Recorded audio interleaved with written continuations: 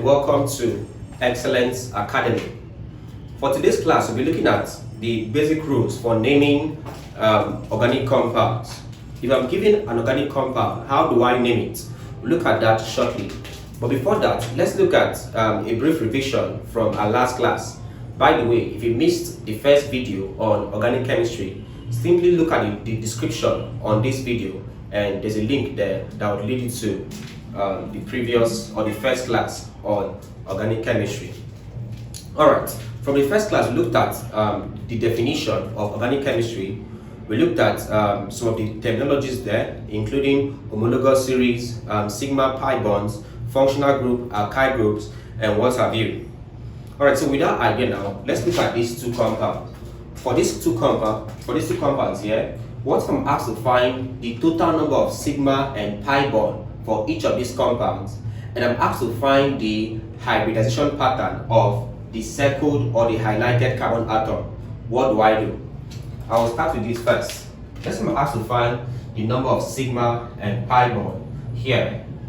For this, from our previous class, we said for sigma bond that one single bond contains one sigma bond, and one triple bond contains what there? One sigma and two pi bonds. So for a triple bond, 1, 2, 3, I have one sigma and also what there? Two pi bonds. So if I'm to count the total number of sigma bonds here, it becomes 1, 2, 3, 4, 5, 6, 7, and 1 here. That makes it 8.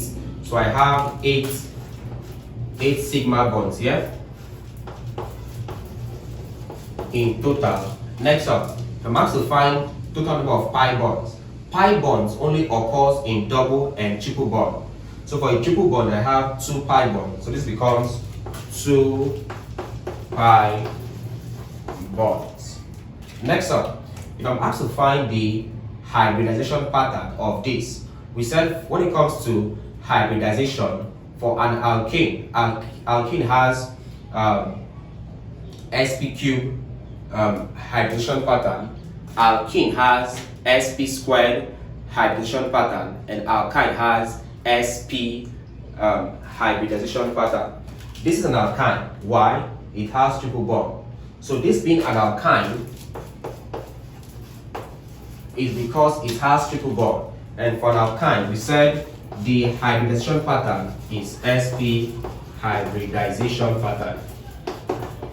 So hence, this compound has a total of 8 sigma bonds, a total of 2 pi bonds, and then this particular carbon is sp hybridized or has sp hybridization pattern. Alright, this one has sp³ of course, it's an alkane. This one too is sp³, it's an alkane. This one is sp, why?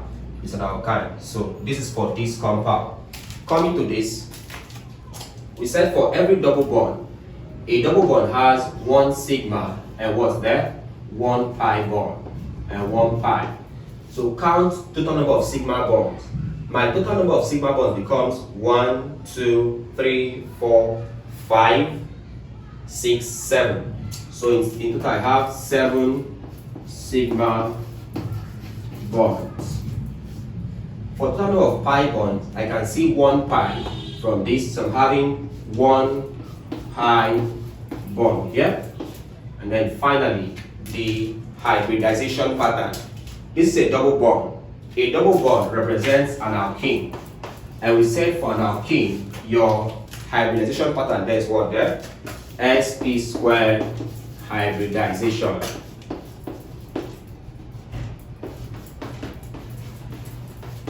sp² hybridization. So this has 7 sigma bonds in total, 1 pi bond, and then sp² hybridization. Alright, having looked at this, let's now look at the basic rules in naming any organic compounds. What are the rules? Or if I'm given an organic compound, how can I easily name the compound? What and what should I look out for first before I name the compound? So, there are actually 6 major rules.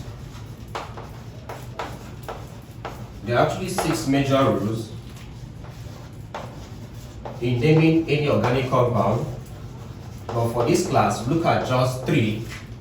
Look at the first three basic rules in naming organic compound for this class, and then in next class, look at the next three rules in naming organic compounds. Alright, so what's the first rule in naming organic compound?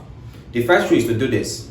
Number one, select the longest continuous carbon chain as the parent or the root hydrocarbon. Alright, and then count the number of carbon atoms and then give it this pattern of naming. If I have one carbon atom, for one carbon atom, I'll call it a met. For two carbon atoms, I'll call it an et. For three, call it pro. If it contains four, call it but. If it contains five, call it pent. If it contains six, call it hex. If it contains seven, call it hept. If it contains eight carbons, call it oct. If it contains 9 carbons, call it non. If it contains 10 carbons, call it dec. If it contains 11 carbons, call it undec. If it contains 12 carbons, call it dodec. If it contains 13 carbons, call it tridec. Alright, so that's your first rule. Count your number of carbon, your number of carbon atoms that are continuous. Alright, and then for one carbon is met, for two is et, for three is pro, 4 is but, 5 pent, 6 hex, 7 hept, 8 oct, 9 non, 10 dec, 11 on dec, 12 dodec, 13 tridec. That's your first rule. For the second rule, simply identify a functional group. For example, if it's just a single bond, it becomes an alkene. If it's a double bond, it becomes an alkene. If it's a triple bond, it becomes an alkyne. If it contains OH, it's called an alkanol. And then, what have you? Rule 3. Okay, before rule 3, let's use rule 1 and rule 2 to name few compounds. For instance, let me have this. By the way, for every carbon to be stable, of course, carbon has 4 valence electrons. So that means carbon requires 4 more bonding for it to be stable. So for this carbon atom to become stable, I'll have to give this 1, 2, 3, 4. I'll put hydrogen, hydrogen, hydrogen, hydrogen. Alright, so this is now stable. The carbon has 4 bonds. Following the rules there, rule 1, count the number of carbon atoms. I'm having just one carbon atom. For one carbon atom, we said call it a met. So number 1, this is called a met. Rule 1 is called met. Why met? It has just one carbon atom. Rule 2, we said look at the functional group. If it's single bond, double bond, triple bond, OH, or what have you. If I look at this, I'm seeing just one stroke for each of these. So it becomes what there? A single bond. We said single bond are what there? Alkane. Or alkane is the homologous series for the functional group of single bond. Alright. If I combine this with the last 3 names, this gives me met for one carbon and then A for alkane. So this compound is called methane. Number 2, let's say I have so I have an OH, I have this observe that each of the carbon here are balanced. This carbon atom here has 1, 2, 3, 4 balanced. This carbon atom here has 1, 2, 3, 4 balanced. Alright. Rule 1 says get the longest continuous carbon chain. For my longest continuous carbon chain, I have 1, 2. So 2 carbon. 2 is what here? Et. So rule 1, this becomes et. Why et? It has 2 carbon atoms. Rule 2, get the functional group. While I'm seeing single bond, there's a kind of functional group that has OH. For OH, we call them what there? The alkanol. It's called the alkanol. If I combine this et with an alkanol, it becomes et and anol. So I'll call this et from this, then anol, yeah? I'm having anol. So this is named ethanol. So So this is like your basic idea when it comes to naming organic compounds. We look at the third rule and get other examples.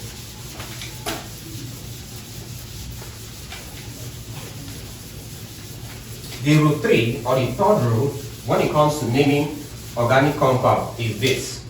For the third rule, simply number the carbon atoms from the end of the hydrocarbon, number the number of carbon atoms in the hydrocarbon from the end, which will give the least or the lowest possible number to the substituent or functional group in the hydrocarbon compound. How do I know that something is a substituent per se? Alright, let's take this example. Let's say I have this 1.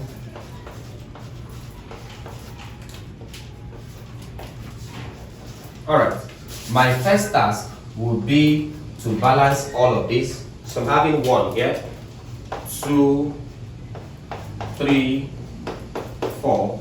This one has 1, 2, 3, 4. This one has 1, 2, 3. One more, 4. This has 1, 2, 3, and 4. This has 1, 2, 3, and 4. This has 1, 2, 3, and 4. This one also has 1, 2, 3, 1 more, 4. So I have this compound here. Case 1, count your longest continuous carbon chain. So I'm having 1, 2, 3, 4, 5. Please, mind you, you don't say 1, 2, 3, 4, 5, 6, 7. That will be wrong. Why? They are not continuous. You're only counting the longest continuous carbon chain. That means the carbon chains must be linked by either a double bond, a single bond, or a triple bond. If I look at this, I'm having 1, 2, 3, 4, 5. There's no linkage between this and this. So I'll stop there. For this one, I'm having 1, 2, 3, 4. This is linked to this by this. So it becomes 1, 2, 3, 4, 5 by this count. Count this way, I'm having 1, 2, 3, 4. Count straight, I'm having 1, 2, 3, 4, 5, 6. Hence, my longest is between 5 or 4 or 6. Of course, I'll have 6 as the longest continuous carbon chain. Having 6 here. Alright, so this is my first thing there. Rule 1, I'm having 6 carbon. 6, we call this what there? Hex. So it becomes a hex. Number 2 there, we said to look at the functional group. Is it a single bond, a double bond, a triple bond, an OH, or what? This is actually a single bond. I can say just one strokes. It becomes a single bond. For a single bond, we said it's called an alkane. So rule 1, 6 carbon, hex. Rule 2, functional group, single bond, alkane. Rule 3, we said number the substituent. In this case, I have a substituent. This is a substituent. Why? Because it's not part of the parent carbon atom. So whenever you're done numbering your longest continuous carbon atom, and you have a particular carbon, such as this, which is not part of the major parent carbon atom, it is now considered a substituent. So this is considered a substituent. Now, question is this now. What kind of substituent is this? If I look at this one here, I have C, that's C. I have 3 hydrogen, 1, 2, 3, CH3. If you watched, or if you're doing the previous class, whose link is in the description there. If you're in the previous class, we looked at CH3. I think it looks familiar. CH3 is what we call the alkyl group, and we name this as what there? Methyl.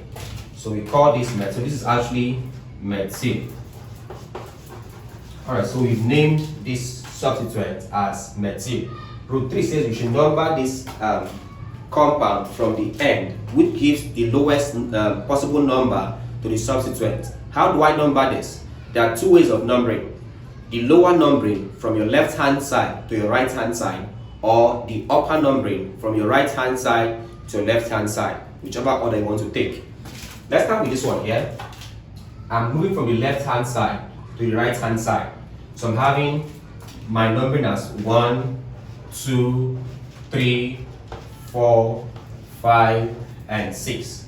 I'll do my second numbering from my right hand side to my left hand side. It becomes 1, 2, 3, 4, 5, and 6. So observe the numbering.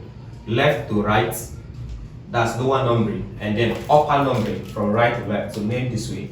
I'm having this. So next up, see my substituent. My substituents attached to this carbon. Substituents attached to this carbon here. This carbon, if I go with lower numbering, from lower numbering now, I'm having 1, 2, 3, 4. So from lower numbering now, this is carbon 4. If I go with upper numbering, I'm having 1, 2, 3. So from upper numbering, this carbon is carbon 3. And the rule says I'm taking the least number. So between upper numbering 3 and lower numbering 4, which is the least? The least between 3 and 4, obviously, is 3. So I'll go with the upper numbering. Hence, I'll discard the lower numbering. So I'll take off the lower numbering. So this one here is off. Lower numbering is taken off because it's not the least. Alright, so I now have this compound here. Alright, so that means the substituent is at carbon 3. So I'm having to name this now. I'll name substituent before the major compound. Please don't forget it. Substituent before the major compound. But this substituent, I'll have to show the position of the substituent using numbers. The substituent is attached to carbon 3. So it becomes what there? 3 hyphen methyl. So I'm having methyl. 3 methyl. That means the methyl substituent is at carbon 3. Next up now, name the major compound. 6 carbon was hex. So it becomes hex. Functional group was single bond. That means an alkane. It's called hexane. So this compound is named 3-methyl-hexane. This is how we name this one here. Alright, take a second example.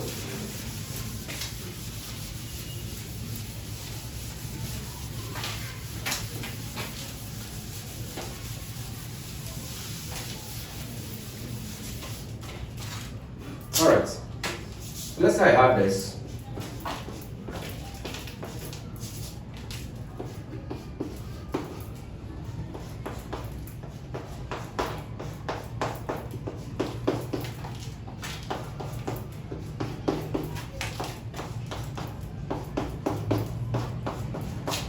So I have this one here. So I'll take my longest continuous carbon chain. That becomes 1, 2, 3, 4. Obviously, so I'm having this as longest continuous carbon chain. Next up, look at, so 4 here. 4 is boot. So row 1. From row 1, this becomes boot. Why? I'm having 4 carbon atoms. From row 2, look at the functional group. The functional group here is single bond. I have just single bond throughout this compound. So it's called an alkane. So it becomes alkane for being single bond. Number 3, I can see something here, which is bromine, a halogen. Bromine is attached to this carbon here, so I'll use row 3. That means I'll put in the numbering, lower numbering and upper numbering. If I do lower numbering, I'm having 1, 2, 3, and 4. If I do upper numbering from right to left, I have 1, 2, 3, and 4. My bromine here is a substituent. Bromine here is attached to this carbon. From lower numbering, this carbon is carbon 3. From upper numbering, this carbon is carbon 2. The least is 2. Between 2 and 3, the least number there is 2. So I'll still go with upper numbering here. Please, this does not mean that your least must always be upper numbering. No. In some cases too, the least number can also be lower numbering. It can go either ways. Alright, so bromine at carbon 2. This becomes, show the position of the substituent. It becomes 2. I will call bromine as bromo. So 2 bromo, meaning that bromine is at carbon 2. 2 bromo, then name the full compound. 1, 2, 3, 4. We call it boot. So it becomes boot. Functional group single bond is an alkane. It becomes butane. The name of this compound is 2-bromobutane. Alright, before we go then, one last example. Then we'll do something else. Let's say I have a compound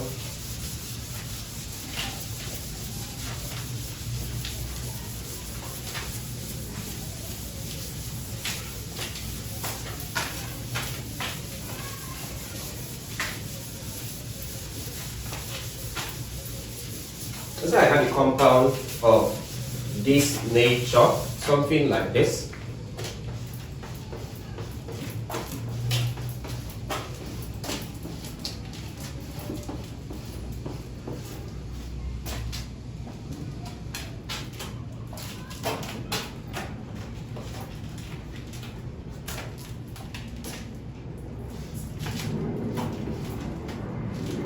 Alright, so let me try to balance this up. This is 1, 2, 3, 4. So this is now having 1, 2, 3, 4. This is 1, 2, 3, and 4. 1, 2, 3, and 4. Right? This is having 1, 2, 3. This makes it 4. 1, 2, 3, and 4. 1, 2, 3, and 4. 1, 2, 3, and 4. 1, 2, 3, and 4. 1, 2, 3, and 4. 1, 2, 3, 4. Here, 1, 2, 3, and 4. 1, 2, 3, and 4. Right. Let's say I'm asked to name this compound. Alright, so we use rule 1, rule 2, rule 3, and we'll see how we can name this. Case 1. Rule 1 says get the longest continuous carbon chain. From this I'm having 1, 2, 3, 4, 5, 6, 7, 8, 9. 9 from this way. If I count this way, I'm having 1, 2, 3, 4, 5, 6, 7, 8, 9, 10. 10 this way. And of course, if I count this way, I'm having 1, 2, 3, 4, 5, 6. So I had 9 straight. I had 10 going this way. I had about 6. 1, 2, 3, 4, 5, 6. I have 6 this way. Obviously, between 9 or 10 or 6, my longest continuous is 10. So I'll take this one here as the parent atom. Longest continuous carbon chain. Alright, so what does it mean? It means that the longest continuous carbon chain can still be branched. In our two previous examples, it was straight. It must not always be straight. That's the idea. Okay, so you can see have a branched figure like this as the longest continuous carbon chain. Next up, I'll look at this one here. I have 2 carbons. These 2 carbons are not part of the major parent atom. So since they're not part of it, you call them what then now? They are now called substituents. Since they're not part of the parent atom there. This is C2, 2 carbon atoms, C2, H1, 2, 3, 4, 5, H5. So if you're there in the previous class, we saw that C2H5 is called what there? Ethyl. So this is called ethyl. Alright. So this substituent is from the alkyl group and it's ethyl. Alright, so case 1, longest continuous carbon chain. 1, 2, 3, 4, 5, 6, 7, 8, 9, 10. We said rule 1, 10 is called a deck. Okay? Rule 2 gets the functional group. These are all single bonds. They are all single bonds, one stroke. Alright, so it's single bond. Single bond is an alkane. So I have deck for 10 carbons, alkane for single bond. Number 3 says do your numbering. Number it in such a way that to contain the least number for the substituents. If I number this way, lower numbering left to right, I'm having 1, 2, 3, 4, 5, 6, 7, 8, 9, 10. So I'm having 10 this way. If I number the other way around, upper numbering, I'm having 1, 2, 3, 4, 5, 6, 7, 8, 9, and 10. So 10 each side. This is my substituent, ethyl. Ethyl is attached to this carbon. If I look at this carbon very well, if I follow my lower numbering here, from lower numbering I'm having 1, 2, 3, 4, 5, 6, 7. So from lower numbering now, the substituent is attached to carbon 7. If I follow upper numbering, from upper numbering I'm having 1, 2, 3, 4. From upper numbering, the substituent is attached to carbon 4. And we said we take what there? The least possible number. So between 4 and 7, the least number here is what there? 4. So I'll go with upper numbering. I'll discard this. Alright, so discarding this one here, so I can go with upper numbering. I've said before, please, it must not always be upper numbering. It must not always be upper numbering. Alright, so I have this. So, we said name substituent first. I will name this one first in naming the compound, but I'll have to show the position of the substituent. My substituent here is ethyl. Ethyl is attached to carbon 4, so it becomes 4-ethyl. So I'm having the name as 4-ethyl. Next up, name the major parent atom. For this I had 10 carbon atoms. 10 was DEC, so we call this DEC. And then from the functional group, group 2 is an alkane. So I'll take out the ANE. I'll attach it here. So this compound is called 4-methyl-decane. Right, so I hope you found this video helpful. If you did, please make sure you hit the like button and also share this video to your friends so they can also learn.